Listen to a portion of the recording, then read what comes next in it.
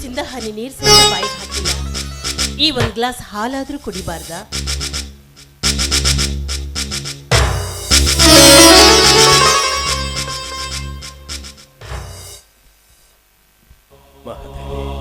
ಹೇಳಿದ್ರೆ ನಮ್ಮ ಮಗ ಮಾಡಿದ ಹೀನ ಕೃತಿಗೆ ಈ ಮನೆಯ ಮಾನ ಪ್ರಾಣ ಮಣ್ಣು ಪಾಲಾಗುವ ಪ್ರಸಂಗ. ಪ್ರಾಣಕ್ಕಿಂತ ಹೆಚ್ಚಿಗೆ ಪ್ರೀತಿ ಮಾಡಿದ ಮಗಳ ಪ್ರಾಣನೇ ಬಲಿ ಕೊಟ್ಟು ಈ ಮನೆಯ ಮಾನ ಉಳಿಸಿದ ಪುಣ್ಯವಂತನ ಋಣ ನಾವ್ಯಾವತ್ತಿಗೂ ಮರಿಬಾರದು ಮಹಾದೇವಿ. ಮಗನೆಂಬ ಮಮಕಾರದ ಕಿಚ್ಚಿನಲ್ಲಿ ಬಿತ್ತು ಹುಚ್ಚುತನದ ಆವೇಶಕ್ಕೆ ಒಳಗಾಗಿ ನಿನ್ನ ಹೆತ್ತ ಮಗ ಮಾಡಿದ ತಪ್ಪಿಗೆ ಶಿಕ್ಷೆ ಯಾವತ್ತಿಗೂ ತಪ್ಪಬಾರದು ಮಹಾದೇವಿ. ಅದಕ್ಕಾಗಿ ನ್ಯಾಯದ ನಡುಗಂಬದ ಮನೆಯಲ್ಲಿ ನಿಂತು ನ್ಯಾಯವಂತನಾಗಿ ನಾನೊಂದು ನಿರ್ಧಾರಕ್ಕೆ ಬಂದಿದ್ದೀನಿ. ನನ್ನ ಮಗನ ವಿಚಾರದಲ್ಲಿ ಅದಾವ ತೀರ್ಮಾನ ತಗೊಂಡಿದ್ದೀರಾ ಮಹಾದೇವಿ? ಈಗ ನಾನು ಕೇಳೋ ಪ್ರಶ್ನೆಗೆ ನೀನು ಬರೀ ಉತ್ತರ ಕೊಡಬೇಕು. ಸರಿ, ಮರಳಿ ನನ್ನನ್ನೇ ಪ್ರಶ್ನೆ ಮಾಡಬೇಡ ನೀನು. ಆಯ್ತು. ನಾನು ನಿನ್ಗೇನಾಗಬೇಕು? ನೀವು ನನಗೆ ತಾಳಿ ಕಟ್ಟಿದ ಗಂಡ, ನನ್ನ ದೇವರು, ಆರಾಧ್ಯ ದೈವ. ಗಂಡನ ಆಜ್ಞೆಯನ್ನು ಪಾಲಿಸುವುದು ಸತಿಯಾದವಳ ಧರ್ಮ, ಅದು ಅವಳ ಕರ್ತವ್ಯ. ಹೌದಲ್ವೇ? ಹೌದು. ಒಂದು ವೇಳೆ ಸತಿಯಾದವಳು ಪತಿಯ ಆಜ್ಞೆಯನ್ನು ಪಾಲಿಸದೆ ಹೋದ್ರೆ ಅಂತವಳು ಸತಿಯಲ್ಲ, ಸತಿ ದ್ರೋಹಿ ಅವಳು. ಸರಿ, ಹಾಗಾದ್ರೆ ನಾನು ನಿನ್ನೊಂದು ಮಾತು ಕೇಳ್ತೀನಿ, ನಡೆಸಿಕೊಡ್ತೀನಿ ಅಂತ ನನಗೆ ಮಾತು ಕೊಡು.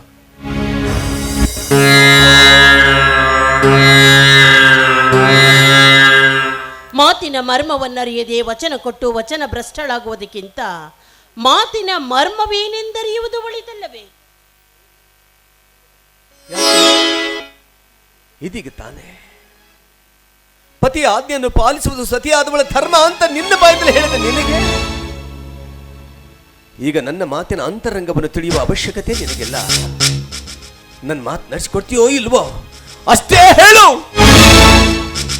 ಹೆತ್ತವರ ಮೇಲೆ ಆಣೆ ಮಾಡಿ ಹೇಳ್ತೀನಿ, ನಿಮಗೆ ಕೊಡುವ ಮಾತನ್ನ ನಡೆಸಿಕೊಡ್ತೀನಿ ಅಂತ. ನಿಮ್ಮ ಕೈ ಮೇಲೆ ಕೈ ಇಟ್ಟು ಪ್ರಮಾಣ ಮಾಡ್ತೀನಿ.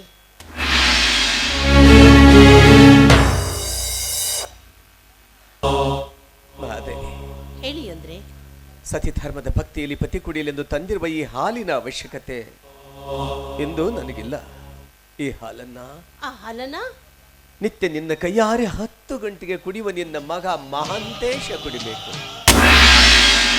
ಆದ್ರೆ ಅವನ್ ಕುಡಿಯೋ ಹಾಲಲ್ಲಿ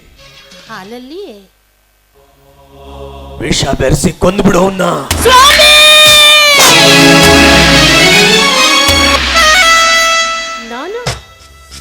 ನಾನು ನನ್ನ ಮಗನಿಗೆ ವಿಷ ಹಾಕಬೇಕು? ಇಲ್ಲ. 9 ತಿಂಗಳು ಹೊತ್ತು ಹೆತ್ತು ಸಾಕಿ ಸಲಹಿದ ನನ್ನ ಕೈಯಾರೆ ವಿಷ ಹಾಕೋದೆ, ಇದು ನನ್ನಿಂದ ಸಾಧ್ಯವಿಲ್ಲ ಅಂದ್ರೆ ಸಾಧ್ಯವಿಲ್ಲ.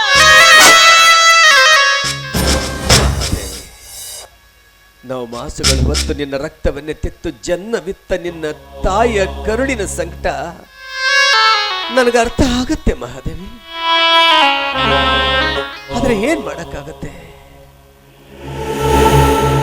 ವಿಧಿವಿಲಾಸ ದುರಂತದಲ್ಲಿ ಹೆತ್ತ ಮಗನನ್ನು ಹೆತ್ತವರೇ ಕತ್ತರಿಸಿ ಹಾಕ್ಬೇಕು ಅಂತ ಆ ಬ್ರಹ್ಮನ ಹಣೆ ಬರಹದಲ್ಲಿ ಬರೆದಿರುವಾಗ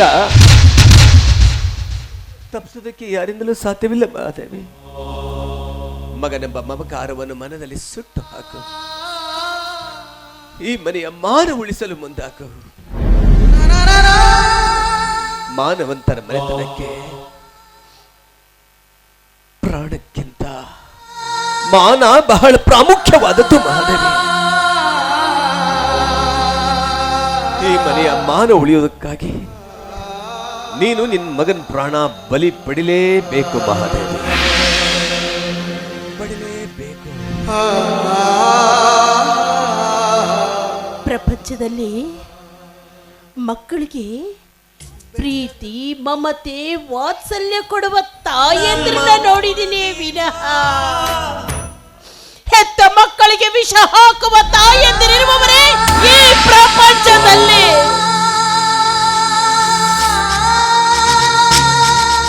ಉಂಟು ಮಹಾದೇವಿ, ಪುರಾಣ ಪುಣ್ಯ ಕಥೆಗಳಲ್ಲಿ ಬೇಕಾದಷ್ಟು ಉದಾಹರಣೆಗಳು ಉಂಟು. ಸಿರಿಯಾಳನ ಸತಿ ಚಂದ್ರಮತಿ ಪತಿಯ ಆಜ್ಞೆಯನ್ನು ಪಾಲಿಸುವುದಕ್ಕಾಗಿ ಹೆತ್ತ ಮಗನ ದೇಹವನ್ನೇ ತುಂಡು ತುಂಡಾಗಿ ಕತ್ತರಿಸಿ ಹಾಕಲಿಲ್ಲವೇ? ಬಾಲಚಂದ್ರನ ಸತಿ ಅನಸೂಯ ಪತಿಯ ಆಜ್ಞೆಯನ್ನು ಪಾಲಿಸಿ ಮಗನನ್ನೇ ಬಲಿ ತೆಗೆದುಕೊಳ್ಳಲಿಲ್ಲವೇ? ಹೀಗೆ ಸಾವಿರಾರು ಉದಾಹರಣೆಗಳುಂಟು ಮಹಾದೇವಿ. ಎಲ್ಲಕ್ಕಿಂತಲೂ ಮುಖ್ಯವಾಗಿ ಪ್ರಾಣ ಹೋದ್ರೂ ಮಾನ ಬೇಕು ಅಂತ ಹೇಳಿದ ಆ ಎಲ್ಲೇ ಶಿಯಾಳಿಗೆ ಕವಿಗಳ ನಾಣ್ಣುಡಿಯನ್ನ ನಾವು ಯಾವತ್ತಿಗೂ ಮರಿಬಾರದು. ನೋಡು, ಈಗ ನಿನ್ನೊಂದಿಗೆ ಹೆಚ್ಚಿಗೆ ಮಾತನಾಡುವ ಇಚ್ಛೆ ಶಕ್ತಿ ಎರಡೂ ನನಗಿಲ್ಲ. ನನಗೆ ಕೇಳೋದು ಒಂದೇ ಒಂದು,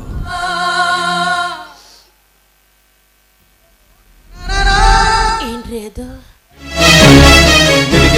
ನಿನಗೆ ಮಗ ಬೇಕೋ ಮಾಂಗಲ್ಯ ಬೇಕು? ಯಾವುದು ಬೇಕು ಹೇಳಮ್ಮ, ಹೇಳು. ನೀವು ನನ್ನ ಮಗ ನನ್ನೆರಡು ಕಣ್ಣುಗಳಿದ್ದ ಹಾಗೆ ರೀ. ಎರಡು ಕಣ್ಣುಗಳಲ್ಲಿ ನಿನಗೆ ಯಾವ ಕಣ್ಣು ಬೇಕು ಅಂತ ಕೇಳಿದ್ರೆ ನಾನೇನು ಉತ್ತರ ಕೊಡ್ಲಿ ಅಂದ್ರೆ ನಾನೇನು ಉತ್ತರ ಕೊಡ್ಲಿ? ಆದ್ರೂ ನಿಮ್ಮ ಸತಿಯ ಸ್ಥಾನದಲ್ಲಿ ನಿಂತು ನಾನು ನಿಮಗೊಂದು ಮಾತು ಹೇಳ್ತೀನಿ. ಯಾವ್ದು ಹೇಳ್ತೀಯ? ನನಗೆ ನಿನಗೆ ನನಗೆ ನಿನಗೆ ಮಗ ಹೋದರೂ ಮಾಂಗಲ್ಯ ಬೇಕು. ಮಗ ಹೋದರೂ ಮಾಂಗಲ್ಯ ಬೇಕು. ಮಗ ಹೋದರೂ ಮಾಂಗಲ್ಯ ಬೇಕು.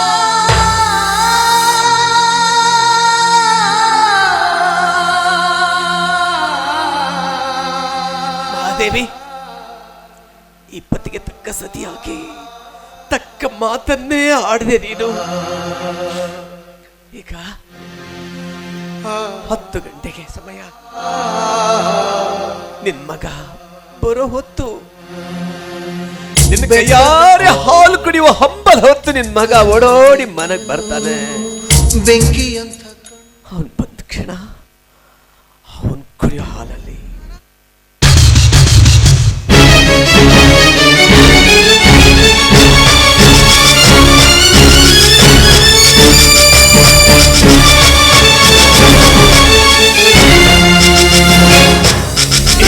ಬೆರೆಸಿ ಕೊಂದ್ಬಿಡು ಅವನ್ನ.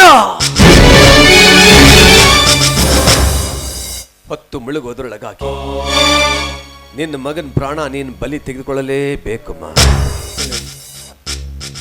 ಒಂದು ವೇಳೆ ನೀನು ಈ ಕೆಲಸ ಮಾಡದೆ ಹೋದ್ರೆ ನಿನ್ನ ಕೊರಳಿಗೆ ಮಾಂಗಲ್ಯ ಕಟ್ಟಿದ ನಾನು ಜೀವ ಸಹಿತ ಉಳಿಯೋದಿಲ್ಲ. ಹಾಗೊಂದು ವೇಳೆ ನನ್ನ ಪ್ರೋತ್ಸೆ ನೀನ್ ಸಾಕ್ರೆ ನಿನಗೆ ನನ್ನ ಹಾನಿ ಆಗಿದೆ.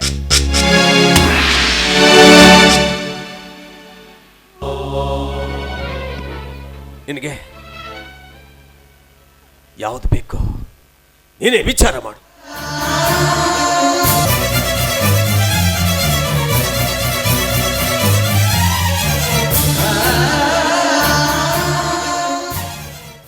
ನಾನು ಮರಳಿ ಮನೆಗೆ ಬರುವುದರೊಳಗಾಗಿ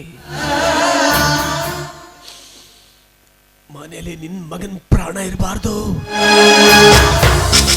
ಅವನು ಹೇಳ ಇರಬೇಕು. ಅದಾಗದೆ ಹೋದ್ರೆ ನಿನ್ನ ಕೊರಳಿಗೆ ಕಟ್ಟಿದ ಈ ಮಾಂಗಲ್ಯ ಅದು ನಿಂದಲ್ಲ. ಯಾವುದು ಉಳಿದುಕೊಳ್ತೀಯ, ಯಾವುದು ಕಳ್ಕೊಳ್ತೀಯ, ನಿರ್ಧಾರ ನಿಂದು.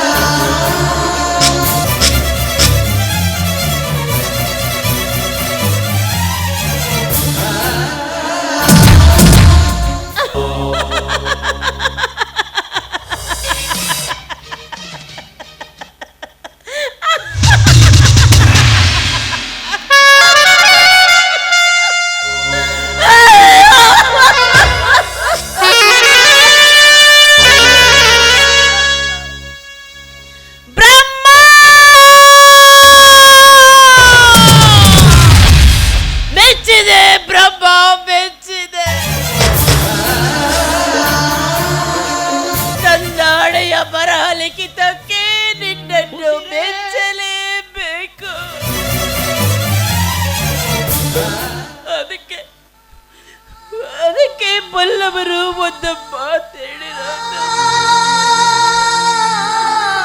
ಬ್ರಹ್ಮನ ಬರಹವನ್ನ ಬಲ್ಲವರು ಯಾರು ಅಂತ.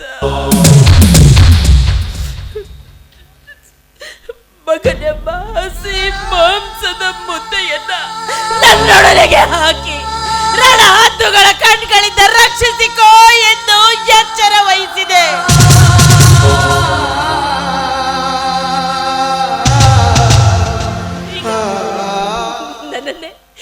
ನನ್ನನ್ನೇ ಹಸಿದ ಹುಲಿಯನ್ನಾಗಿಸಿ ಹಸಿ ಮಾಂಸವನ್ನು ತಿನ್ನುವ ಹಾಗೆ ಮಾಡಿದೆ. ಹಸಿ ಮಾಂಸ ತಿನ್ನದೆ ಹೋದರೆ ನರಕಕ್ಕೆ ದಾರಿ ಎಂದು ಕಟ್ಟಾದ್ನೆ. ಯಾವುದನ್ನ ಒಪ್ಪಿಕೊಳ್ಳಲಿ, ಯಾವುದನ್ನ ತಿರಸ್ಕರಿಸಲಿ? ಈ ಭರತ ಪುಣ್ಯ ಭೂಮಿಯಲ್ಲಿ ಜನಿಸಿದ ನಾನು ಪಾಪದ ಮುಕುಟವನ್ನು ಧರಿಸಿಕೊಳ್ಳಲಿ. ಇಲ್ಲ ಇಲ್ಲ, ನಾನು ನನ್ನ ಪತಿ ಆಜ್ಞೆಯನ್ನು ಪಾಲಿಸಲೇಬೇಕು. ನನ್ನ ಸತಿ ಧರ್ಮವನ್ನ ಪಾಲಿಸಲೇಬೇಕು.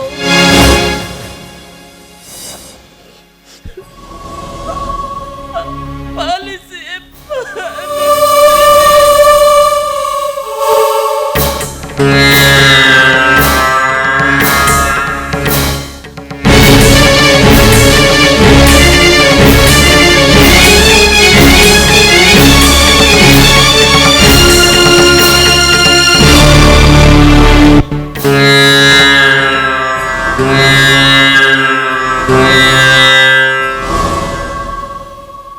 ದೇವರೇ, ನೀನು ಗೆದ್ದಿದ್ದೇ ಸತ್ಯವಾದರೆ, ನೀನು ಭಕ್ತರನ್ನ ಕಾಪಾಡುವುದು ನಿಜವೇ ಆಗಿದ್ದರೆ, ನನ್ನ ಕಂದರಿಗಾಗಿ ಈ ಹಾಲಿನಲ್ಲಿ ಬೆರೆತ ವಿಷ ಅಮೃತವಾಗಬಾರದೆ.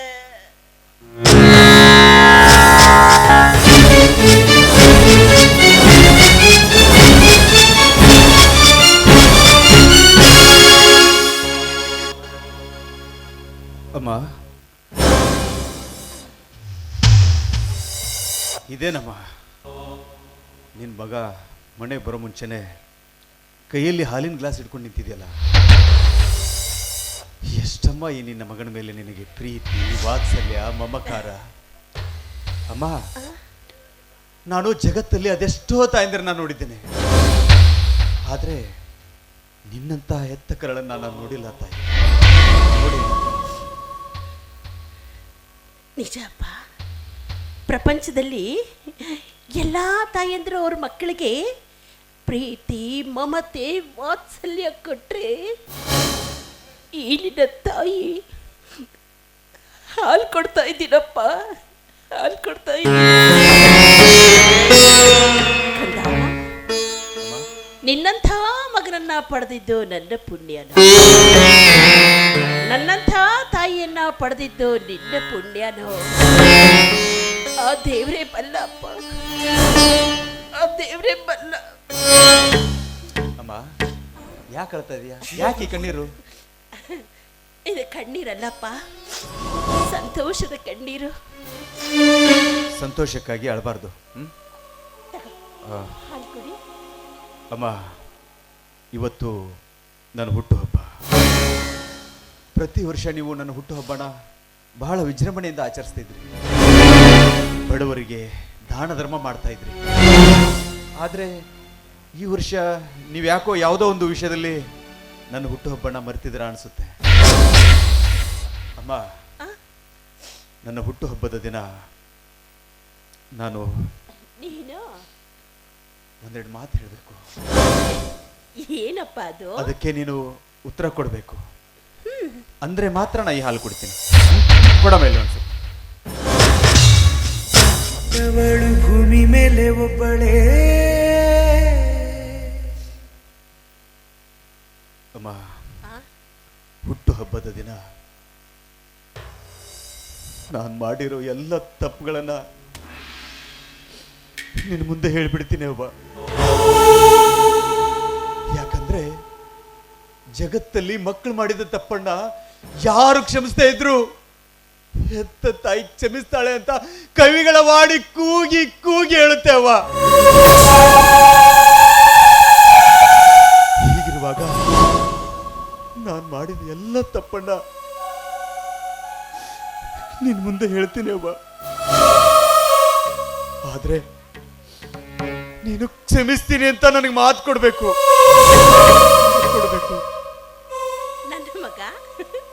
ನನ್ನ ಮಗ ತಪ್ಪು ಮಾಡೋದಾ? ಏನಪ್ಪ ಅದು ಅಂತ ದೊಡ್ಡ ತಪ್ಪು ಮಾಡಿರೋದು ನೀನು? ಅವ್ವ, ಈ ಮಾನವಂತ ಮನೆತನದ ಮಗನಾಗಿ, ಪುಣ್ಯವಂತರ ಮಗನಾಗಿ ಮಾಡಬಾರದ ತಪ್ಪು ಮಾಡಿಬಿಟ್ಟೆ ಅವ್ವ.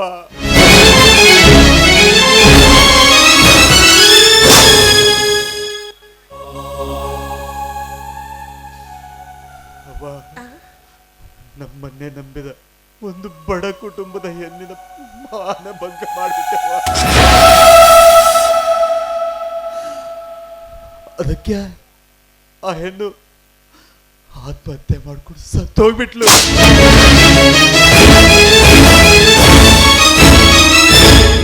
ಅವಳು ಸಾವಿಗೆ ನಾನೇ ಕಾರಣ ಅಂತ ಯಾರಿಗೂ ಗೊತ್ತಿಲ್ಲವ್ವ, ಗೊತ್ತಿಲ್ಲ. ಆದ್ರೆ ಆ ಸಾವಿಗೆ ನಾನೇ ಕಾರಣವ್ವ,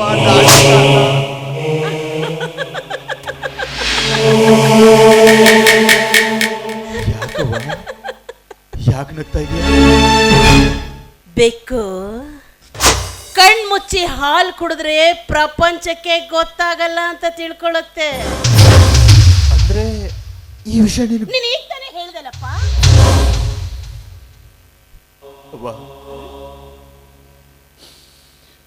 ಪಾದ ಮುಟ್ಟಿ ಹೇಳ್ತೀನಿ.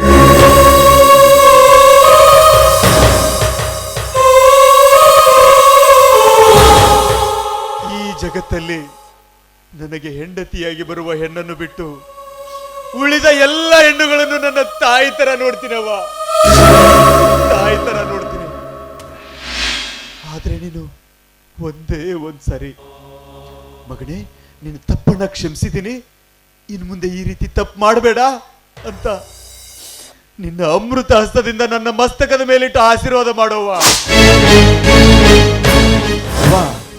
ನೀನು ಒಂದೇ ಒಂದ್ಸರಿ ಮಗನೇ ನಿನ್ನ ತಪ್ಪನ್ನ ಕ್ಷಮಿಸಿದ್ದೀನಿ ಅಂತ ಆಶೀರ್ವಾದ ಮಾಡಿದ್ದೆ ನಿಜ. ಆದ್ರೆ ನೀನು ಬರೀ ಹಾಲಲ್ಲವ್ವ, ಹಾಲಲ್ಲಿ ವಿಷ ಹಾಕಿ ಕೊಟ್ಟರು ನಾ ಸಂತೋಷದಿಂದ ಕುಡಿತೀನವ್ವ.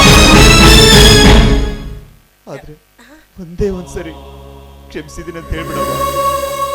ನೋಡು, ನಾನು ನಿಮ್ಮ ಅಮ್ಮ ತಾನೆ, ನಾನು ಹೇಳ್ದಂಗೆ ನೀನು ಕೇಳ್ತೀಯಲ್ವಾ?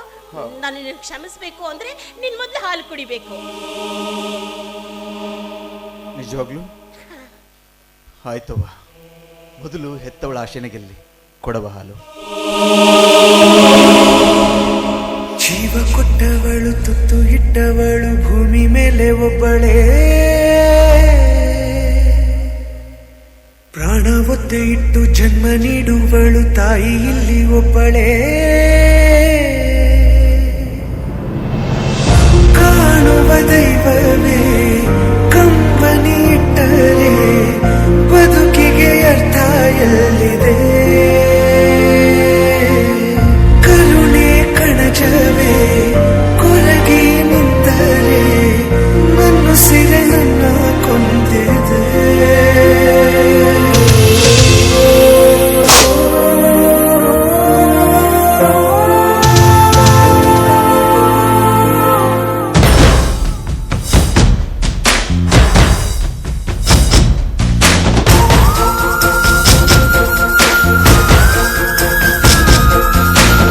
ಕೊಟ್ಟವಳು ತುತ್ತು ಇಟ್ಟವಳು ಮೇಲೆ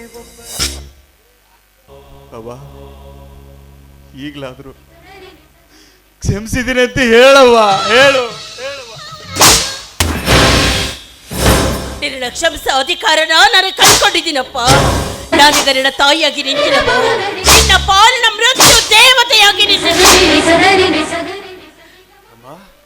ವಿಚಾರ ನಿನ್ನ ತಂದೆಯವರಿಗೆ ಗೊತ್ತಾಗಿದೆಯಪ್ಪ.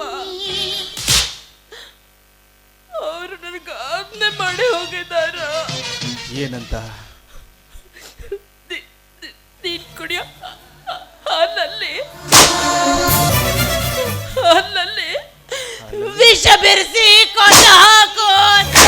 ಅಮ್ಮ! ಇಲ್ಲಮ್ಮ, ನೀನ್ ಸುಳ್ಳು ಹೇಳ್ತಾ ಇದೀಯಾ, ನೀನ್ ಸುಳ್ಳು ಹೇಳ್ತಾ ಇದೀಯಾ.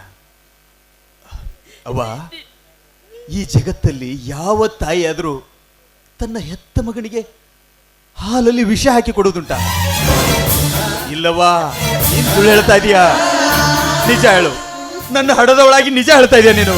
ಅಯ್ಯೋ, ನೀನು ಕುಡಿದಿದ್ದ ಹಾಲಲ್ಲೋ ವಿಷ. ಕೊನೆಗೂ ಹೆತ್ತವಳ ಹಾಲು ವಿಷವಾಯಿತು. ಹೆತ್ತವಳ ಹಾಲು ವಿಷವಾಯಿತು.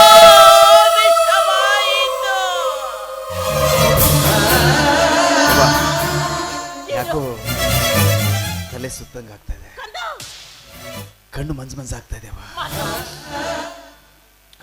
ಏನೂ ಕಾಣ್ತಾ ಇಲ್ಲವ. ಅವ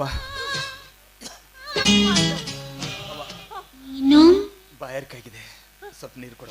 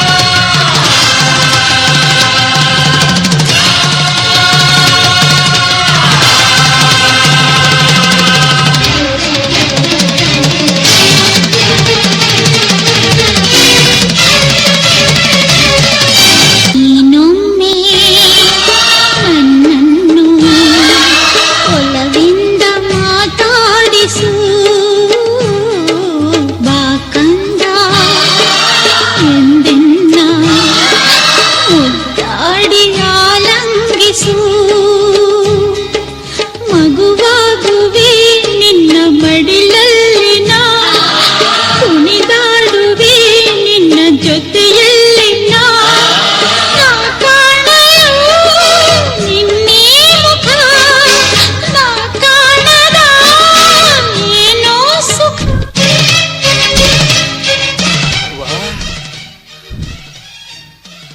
ಹೆತ್ತವಳ ಕೈಯಿಂದ ವಿಷ ಕುಡಿದು ಸಾಯೋದು ನನ್ನ ಹಣೆ. ನಿನ್ನೇಕೆ ಹೊಣೆ ಮಾಡ್ಲಿ ತಾಯಿ, ನಿನ್ನೇಕೆ ಹೊಣೆ ಮಾಡ್ಲಿ? ಅವ್ವ, ನ್ಯಾಯಕ್ಕಾಗಿ ಸ್ವಂತ ಮಗನನ್ನೇ ಬಲಿ ಕೊಟ್ಟ ನಿಮ್ಮಂತ ತಾಯಿಗಳ ಹೊಟ್ಟೆಯಲ್ಲಿ ಮತ್ತೆ ನಾ ಹುಟ್ಟಿ ಬರ್ಲಿ ಅಂತ ಆ ದೇವರಲ್ಲಿ ನಾನು ಕೇಳ್ಕೊಳ್ತೀನಿ. ಅವ್ವ, ನಾ ಕೇಳ್ಕೊಳ್ತೀನಿ.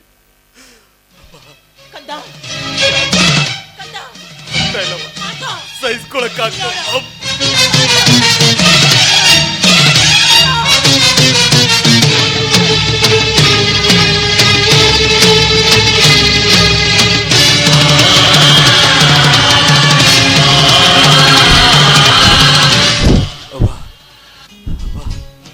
ಒಂದೇ ಒಂದ್ಸರಿ ಕಾಲು ಬಿಟ್ಟು ನಮಸ್ಕಾರ ಮಾಡಿಬಿಡ್ತಿರವ. ಕೊನೆಯದಾಗಿ ಒಂದೇ ಒಂದ್ಸರಿ ಆಶೀರ್ವಾದ ಮಾಡುವ, ಒಂದೇ ಒಂದ್ಸರಿ ಆಶೀರ್ವಾದ ಮಾಡು. ಇನ್ನೊಮ್ಮೆ ನನ್ನನ್ನು ಒಲವಿಂದ ಮಾತಾಡಿಸು ಬಾ ಕಂದ, ಎಂದೆನ್ನ ಮುದ್ದಾಡಿ ಆಲಂಗಿಸು. ಮಗುವಾಗುವೆ ನಿನ್ನ ಮಡಿಲಲ್ಲಿ ನಾ, ಕುಣಿದಾಡುವೆ ನಿನ್ನ ಜೊತೆಯಲ್ಲಿ. ಕೊಟ್ಟವಳು ತುತ್ತು ಇಟ್ಟವಳು ಭೂಮಿ ಮೇಲೆ ಒಬ್ಬಳೇ, ಪ್ರಾಣ ಒತ್ತೆ ಇಟ್ಟು ಜನ್ಮ ನೀಡುವಳು ತಾಯಿ ಇಲ್ಲಿ ಒಬ್ಬಳೇ. ಕಾಣುವ ದೈವವೇ ಕಂಬನಿ ಇಟ್ಟರೆ ಬದುಕಿಗೆ ಅರ್ಥ ಎಲ್ಲಿದೆ? ಕರುಣೆ ಕಣಜವೇ ಕೊರಗಿ ನಿಂತರೆ ಮನಸ್ಸಿಗೆ ನನ್ನ ಕೊಂದಿದೆ.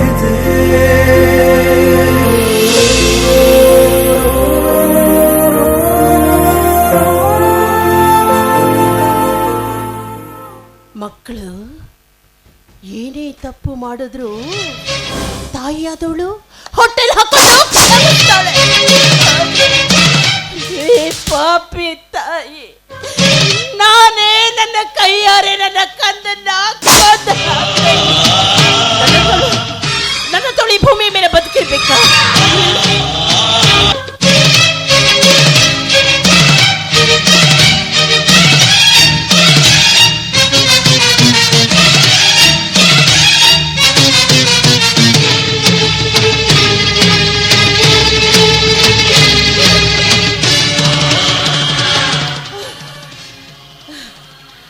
ಅದಕ್ಕೆ ಬಲ್ಲವರು ಒಂದು ಮಾತು ಹೇಳಿರೋದು,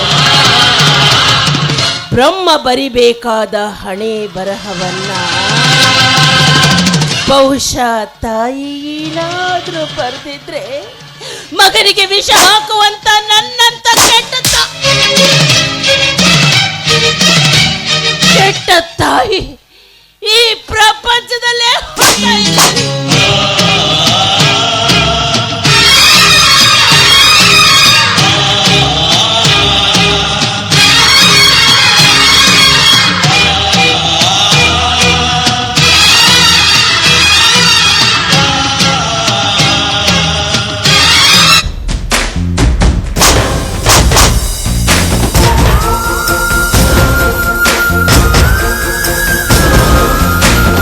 ಕೊಟ್ಟವಳು ತುತ್ತು ಇಟ್ಟವಳು ಭೂಮಿ ಮೇಲೆ ಒಬ್ಬಳೇ, ಪ್ರಾಣ ಹೊತ್ತೆ ಇಟ್ಟು ಜನ್ಮ ನೀಡುವಳು ತಾಯಿ ಇಲ್ಲಿ ಒಬ್ಬಳೇ. ಕಾಣುವ ದೈವವೇ ಕಂಬನಿ ಇಟ್ಟರೆ ಬದುಕಿಗೆ ಅರ್ಥ ಎಲ್ಲಿದೆ? ಕರುಣೆ ಕಣಜವೇ ಕೊರಗೆ ನಿಂತರೆ ಮನಸ್ಸಿರೆ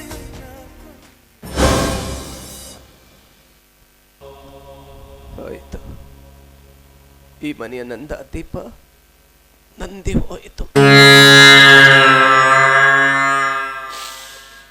ನನ್ನ ವಂಶವೃಕ್ಷ ಒಣಗಿ ಹೋಯಿತು. ನಾ ಕಂಡ ಕನಸುಗಳೆಲ್ಲ ಕರಗಿ ಹೋಯಿತು. ನನ್ನ ಆಶಾ ಗೋಪುರ ಬಿರುಗಾಳಿಗೆ ಸಿಕ್ಕ ತರಗಲಗಳಂತೆ ತೋರಿ ಹೋಯಿತು. ಇದಕ್ಕೆಲ್ಲ ನನ್ನ ಮಗನ ಸ್ವಯಂಕೃತ ಅಪರಾಧವೇ ಕಾರಣವಾಯಿತು.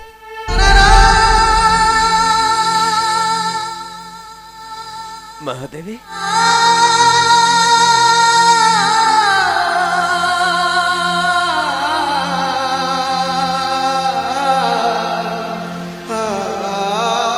ಯಾಕೆ ಯಾಕೆ ಮೌನವಾಗಿ ನಿಂತಿದ್ದೀಯಾ? ನಾನು ಇಷ್ಟು ಮಾತಾಡ್ತಾ ಇದ್ದೀನಿ, ಜೊತೆ ಮಾತಾಡೋದಿಲ್ವಾ? ನೋಡ್ರಿ ನೋಡಿ, ನನ್ನ ಮಗ ಹೇಗೆ ಚಿರಣಿದ್ರಿಗೆ ಜಾರಿದರ ನೋಡಿ ಸಂತೋಷ ಪಡಿ.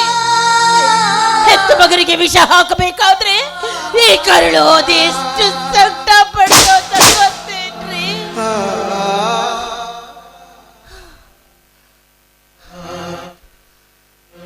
ಮಹಾದೇವಿ, ವಯಸ್ಸಾದ್ಮೇಲೆ ಗಂಡ ಹೆಂಡತಿ ಒಬ್ಬರಿಗೊಬ್ಬರು ಆಸರಿ ಹಾಕಿ ಬದುಕಬೇಕಾದದ್ದು ಧರ್ಮ. ನನ್ನೊಂದಿಗೆ ಬದುಕು ಮುಂದುವರಿಸುವ ಆಸೆ ನಿನಗಿಲ್ವೇ? ನಾನು ಮಗನಿಗೆ ಕೊಟ್ಟ ಈ ತೀರ್ಪಿನಿಂದ ಈ ತೀರ್ಪು ನಿನಗೆ ತಪ್ಪು ಅಂತ ಅನ್ಸಿದ್ರೆ ನೀನೊಂದು ಮಾತು ಹೇಳು ಮಹಾದೇವಿ. ಈ ಕ್ಷಣ ನಾನು ವಿಷ ಕುಡಿದು ಸತ್ತು ಹೋಗ್ತೀನಿ. ಇಲ್ಲ, ನಿಮ್ಮಂಥ ಗಂಡನ್ನ ಪಡಿಬೇಕಾದ್ರೆ ನಾನು 7 ಜನ್ಮದ ಪುಣ್ಯ ಮಾಡಿದ್ದೇನೆ. 7 ಜನ್ಮದ ಪುಣ್ಯ ಮಾಡಿದ್ದೆ. ನನ್ಗೇನಾದ್ರೂ ಇನ್ನೊಂದು ಜನ್ಮ ಅನ್ನೋದು ಇತ್ತು ಅಂದ್ರೆ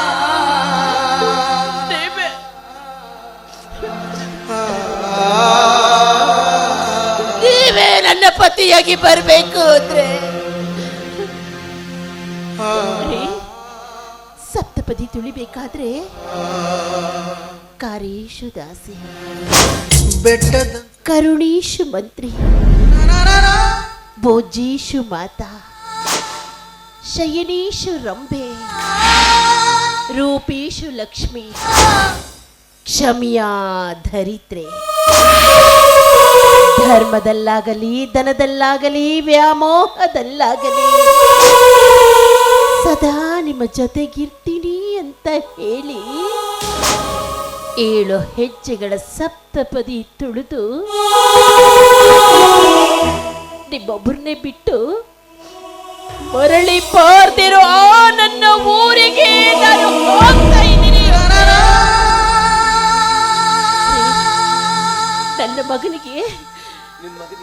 ನನ್ನ ಮಗನಿಗೆ ಕುಡಿಸಿ ಉಳಿದ ಅರ್ಧ ಹಾಲನ್ನ ನಾನು ಕುಡಿದು ಬಿಟ್ಟಿದ್ದೀನಿ. ಮಾತಾಡ್ತಾ ಇದೀಯ ನೀನು? ಯಾಕೆ ಹೀಗೆ ಮಾಡ್ಕೊಂಡೆ? ನಾನು ಮನೆಗೆ ಬಂದಾಗ ನೀವು ನನಗೊಂದು ಮಾತು ಕೇಳಿದ್ರಿ, ಜ್ಞಾಪಕ ಇದೆಯಾ ಮಧು? ನಿನ್ಗೇನು ಬೇಕು ಕೇಳು, ನಾನು ನಡೆಸ್ಕೊಡ್ತೀನಿ ಅಂತ. ಆಗ ನಾನು ನಿಮ್ಗೆ ಹೇಳಿದ್ದೆ, ಅದಕ್ಕಾದ ಒಂದು ಸಮಯ ಬರುತ್ತೆ, ಆಗ ನನಗೆ ಕೇಳ್ತೀನಿ, ಅದನ್ನು ನಡೆಸ್ಕೊಡಿ ಅಂತ. ಅರೆ ಇವತ್ತು ನನಗೆ ನಿಮ್ಮ ಕಾಲಿಗೆ ಬಿದ್ದ ಆಶೀರ್ವಾದ ತಗೋಬೇಕು ಅಂತ ಬಂದಿದೆ. ಬೆಟ್ಟ ದೀರ್ಘ ಸುಮಂಗಲಿಯಾಗಿ ಆಶೀರ್ವಾದ ಮಾಡ್ತೀನಿ.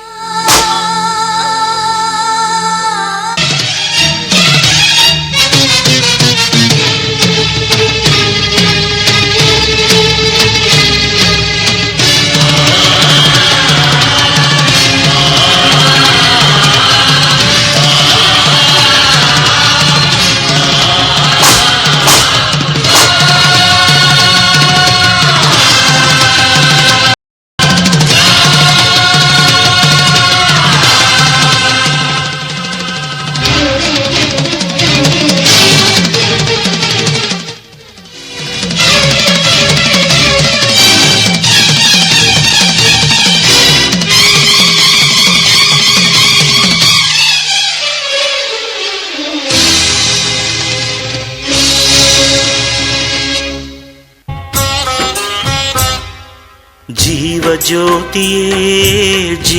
ಜ್ಯೋತಿಯೇ ನನ್ನ ಒಂಟಿಯಾಗಿ ಬಿಟ್ಟು ಹೋದೆ ಯಾವ ನೀತಿಯೇ. ಜೀವ ಜ್ಯೋತಿಯೇ ನನ್ನ ಒಂಟಿಯಾಗಿ ಬಿಟ್ಟು ಹೋದೆ ಯಾವ ನೀತಿಯೇ. ಒಂಟಿಯಾಗಿ ಬಿಟ್ಟು ಹೋದೆ ಯಾವ ನೀತಿಯೇ. ಮುಷ್ಟಿ ಮಣ್ಣು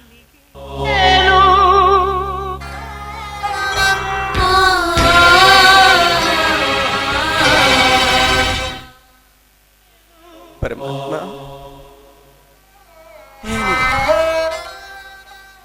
ಏನಿದು ನನ್ನ ಬದುಕಿನಲ್ಲಿ ನಿನ್ನ ಚದುರಂಗದ ಆಟದಲ್ಲಿ? ನನ್ನ ಬಾಳೆಂಬ ಸಂತೆ ನಿನಗೆ ಇಷ್ಟ ಆಗಲಿಲ್ವೇ? ಸತ್ಯವಂತರಿಗೆ ಇದು ನೀ ನೀಡ್ತಾ ಇರೋ ಶಿಕ್ಷೆಯೇ ಅಥವಾ ಸತ್ವ ಪರೀಕ್ಷೆಯೇ? ಹೇಳು ಪರಮಾತ್ಮ, ಹೇಳು, ಮಾತಾಡು. ಕಲ್ಲಾಗಿ ಕುಳಿತ ಕಳ್ಳ ನೀನು, ಎಲ್ಲಕ್ಕೂ ನಮ್ ಕೈನೇ ಪ್ರಶ್ನೆ ಕೇಳಿಸ್ತೀಯ, ಅದಕ್ಕುತ್ತರ ನಮ್ ಕೈನೇ ಕೊಡಿಸ್ತೀಯ. ಎಲ್ಲ ಗೊತ್ತಿದ್ದು ಏನು ಗೊತ್ತಿಲ್ಲದಂತೆ ಕುಳಿತ ಮಹಾ ನೀಚ ನೀನು. ತಪ್ಪು ತಪ್ಪು ಪರಮಾತ್ಮ, ತಪ್ಪು. ಇದು ನನ್ನ ದೈವ ದುರಂತ.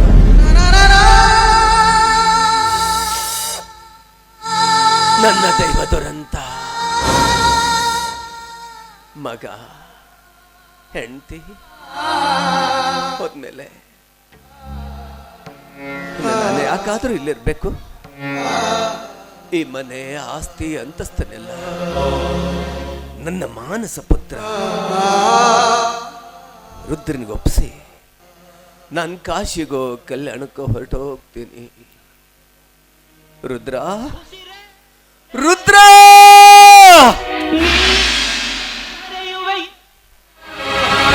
ರುದ್ರ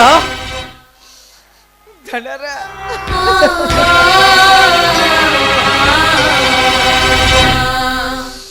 ದಣರ ನಿಮಗೆ ಈ ಪರಿಸ್ಥಿತಿ ಬರಾಕ ಪಾಪಿ ನನ್ನ ಮಗಳು ಹುಟ್ಟಿದ ಹೋಗಿದ್ರೆ ನಿಮಗೆ ಈ ಪರಿಸ್ಥಿತಿ ಬರ್ತಿದ್ದಿಲ್ರಿ ಅಪ್ಪ. ಇಲ್ಲ ರುದ್ರ, ಯಾರ ಜನನಕ್ಕೂ ಯಾರ ಸಾವಿಗೂ ಯಾರೂ ಕಾರಣವಲ್ಲ. ರುದ್ರ,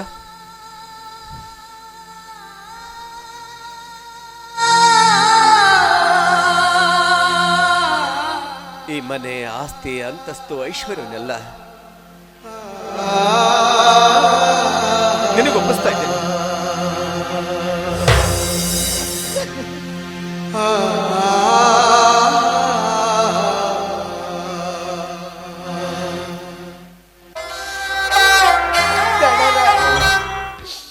ಈ ನಿಮ್ಮ ಮನೆಗೆ ಯೋಗ್ಯವಾದ ಮನುಷ್ಯ ಏನ್ರಿ ಅಪ್ಪ ನನ್ನ? ರುದ್ರ, ನಾನು ಯಾವತ್ತೋ ತಿಳ್ಕೊಂಡ್ಬಿಟ್ಟಿದ್ದೀನಿ ಕಣೋ. ಉಂಡ ಮನೆಯ ಋಣ ಮುಟ್ಟಿಸುವ ಋಣವಂತ ನೀನು ಅಂತ. ನೋಡು, ನಾನಿನ್ಮೇಲೆ ತೀರ್ಥಯಾತ್ರೆಗೆ ಹೋಗ್ತಾ ಇದ್ದೀನಿ. ಇನ್ನು ಮೇಲೆ ನೀನು 40 ಹಳ್ಳಿಗೆ ನ್ಯಾಯ ನೀಡುವ ನ್ಯಾಯವಂತರಾಗಿ ಬರ್ತೀನಿ. ಈ ಮನೆಯಲ್ಲಿ ಪ್ರಾಣ ಹೋದ್ರೂ ಮಾನ ಹೋಗುವಂತ ಕಾರ್ಯ ಯಾವ ಕಾಲಕ್ಕೂ ಆಗ ಕೂಡುದು. ನೀನು ಹಾಗೆ ನಡ್ಕೋತಿ ಅನ್ನೋ ಭರವಸೆ ನನಗಿದೆ. ಈ ಬದುಕೊಂದು 3 ದಿನದ ಸಂತೆ. ನಾವೆಲ್ಲ ಆ ಭಗವಂತ ಆಡಿಸುವ ಬಣ್ಣದ ಬುಗುರಿಗಳು. ಅವನ ಜಾಳಿಗೆಯಲ್ಲಿ ಬಲವಿರುವ ತನಕ, ಆ ಜಾಳಿಗೆಯಲ್ಲಿ ಆ ಭಗವಂತನ ಬಲವಿರುವ ತನಕ ಈ ನಮ್ಮ ದೇಹವೆಂಬ ಬಣ್ಣದ ಬುಗುರೆ ತಿರುಗ್ತಾನೇ ಇರುತ್ತೆ. ಆ ಭಗವಂತನ ಜಾಳಿಗೆಯ ಬಲ ಎಂದಿಗೆ ತೀರ್ತು? ಈ ಬಣ್ಣದ ಬಗುರಿಯ ಆಟ ನಿಂತು ಹೋಯಿತು, ನಿಂತು ಹೋಯಿತು.